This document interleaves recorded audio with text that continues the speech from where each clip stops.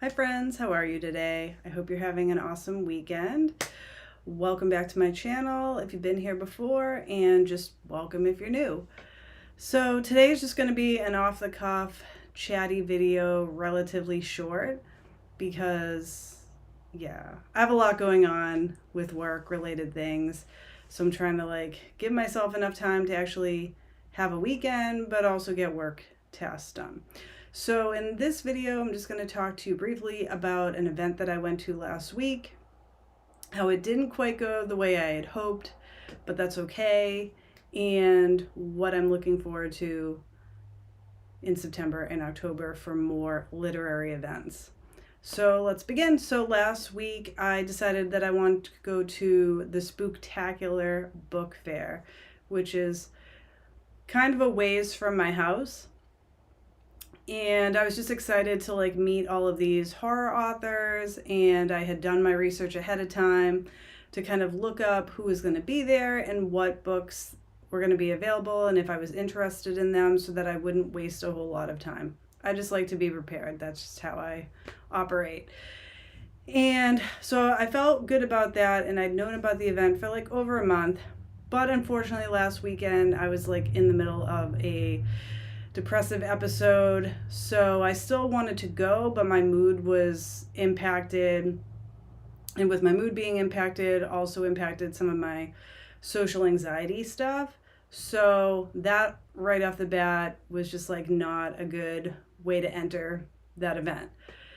I had planned it out because I knew that I didn't have time to go to the whole event, and it was from 11 to 5 or 5:30, I think.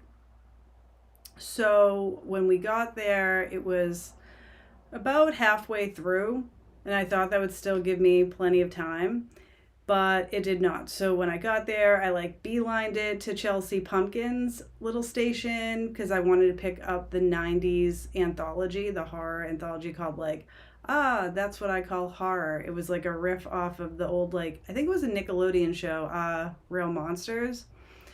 And it's just an anthology of 90s horror with a whole bunch of nostalgia, Trapper Keepers, Anne Frank kind of stuff. It just sounded really cool, and I wanted to get an autographed copy from her, but she was all sold out. But she was really lovely because she gave me her card, and because I'd asked her, I was like, do you ever have stock in your personal inventory? Because I would just go to your website and order a copy.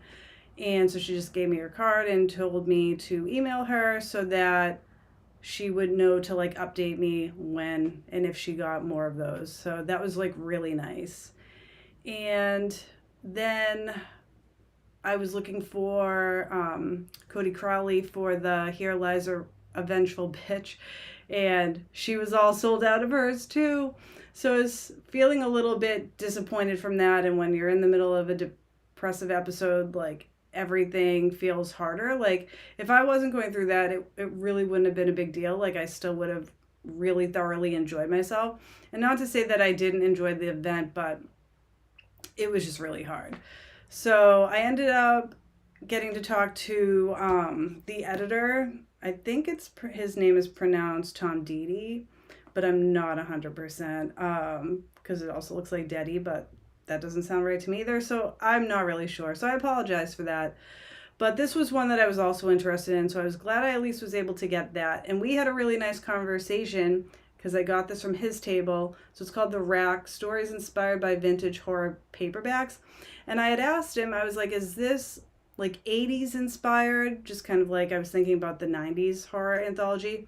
But he says it's not an 80s anthology at all. That basically it kind of plays homage to The Rack, because it even says on the back, it's 1980 and you have 3 crisp dollar bills in your pocket. You run to the drugstore or maybe the supermarket because you know The Rack will be there waiting. That spinning wire rack tempting you with the latest and best horror paperbacks and their lurid covers. And I just remember being a kid in the 80s and seeing those kind of racks and just spinning them. So, and it looks just like that too. So I thought that was kind of cool. And he said that basically the authors in this book, in this collection, could kind of write about anything they wanted. but just sort of in the style of those vintage paperbacks. So the kind of stories you'll find in here involve like creepy dolls, a vengeful werewolf, no, a vengeful vampire, the werewolf, demonic children, parasitic insects. So it's supposed to be like a throwback to golden years of horror. So that's kind of fun.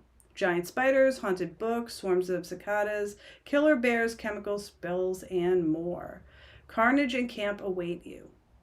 So that sounds really fun. And also, Laurel Hightower, she has a story in here as well. And I had just ordered her book. It came in, but I'm going to wait until I go to the Rachel Harrison event to pick it up. But I'm really excited to read that story in this collection. And so he was really cool. He even like wrote, he wrote it out to me and said, Amy, do you dare spin the rack? So I thought that was neat. And then he pointed out to me like where the other people were who have stories in the collection. So I got to talk to some of them and ask them to tell me a little bit about their story, and they signed their story for me in this book. So that was neat. So I think there were like 3 people I got to talk to that are in this collection. And then I had time to go to they had like panel discussions throughout the day. So I missed quite a few of them, unfortunately. So I'm just going to pull up my notes. So they had a couple of different ones earlier in the day. So they had Changing the Narrative, the Future of Horror from Voices of Color. They had The Art of Horror. They had Horror in Kidlit. They had Make Horror Queer AF. And then the 2 that I actually got to see were Northeast Lore and Influences and Surviving Horror, which was funny because the Surviving Horror one, I didn't really know what to expect, but I thought it was like survival horror. I was just thinking like, I don't know, Intruders, Final Girl kind of stuff, but it actually wasn't about that at all. It was actually about grief horror. So I thought that was really an interesting discussion, and some of the people on the panel included like Nat Cassidy, who wrote, he wrote Mary and a couple of other things. There were a lot of people, and they were all great. So it was very interesting. I had like my little notebook, and I was just like taking notes on some of the things that they were talking about. And then the Northeast Lore one was interesting too. I took a lot of notes on that, where the panelists were just sharing some of their favorite just legends of cryptids and other like lore from New England. So I can't wait to research some of those. But I think E.M. Roy was in that panel discussion because I think they were the ones that was talking about cryptids, maybe. I'd have to look back at my notes. But what they were talking about also seemed very interesting. So after the discussion, I went back to where they were selling all the books, and I picked up this one here called Let the Woods Keep Our Bodies. Like I said, it's by E.M. Roy. And I don't really know what this story is about. I just know it takes place in a small town called Easton, Maine. And it's basically about this woman named Leo Bates. And I'm not sure if this person, it's using she, her pronouns, but I'm not sure if this person is female or non-binary. I'm not really sure. But I do think that this one is like LGBTQ from what I understood, but I'm really not sure, but I think it is. And so basically it's kind of like about a person, this woman, Leo Bates, and she has lived in this small town forever. And there's also grief in this one here as well because her parents are dead. But then things get kind of weird because someone goes missing and she's like kind of pinned as the prime suspect. And now she has to like uncover all of these mysteries involving her parents, and it mentions conspiracies, cryptic monstrosities, and something hiding in the woods. And then there's also a love story element. Finding the girl she loves may be the only way to restore balance, if such a thing ever existed to begin with. So it just sounds really cool, and the cover really caught my eye as well. I'm really sad because I kind of just feel like my webcam was just kind of goofing off there for a second, so I'm hoping it wasn't doing that this whole time I've been recording, because I would hate to have to redo this. So if it is doing like weird laggy things, please understand that I will not have the time to redo this entire video for that. But yeah, it just seems like a cool little novella. It's 181 pages. And I even like, I love little details. Like, it's hard to see, but even the text that they use for the chapters kind of looks spooky. So I like that. And the picture on this is really cool. So I'm excited about that. But then I was also kind of sad because I ran around looking for E.M. Roy to sign my book and they were already gone. So yeah, I don't know. So I kind of left feeling a little bit bummed out about that, even though like it's really not a big deal. I'm sure the book is going to be cool too. And there was someone else that I met there who let me know that there was going to be another event next month, even further away from where I live, but I still really want to go because they told me that more of the authors from this collection are going to be there, so I could bring this in and get it signed, and maybe there'll be other books that I would be interested in checking out. But it was just really cool to be around horror authors and other horror fans, because I mean, this place was packed. I actually felt like really overwhelmed and just like overstimulated, but I was actually kind of impressed with myself because even though like my mood was really low, I ended up like crying all the way home after just because of just everything.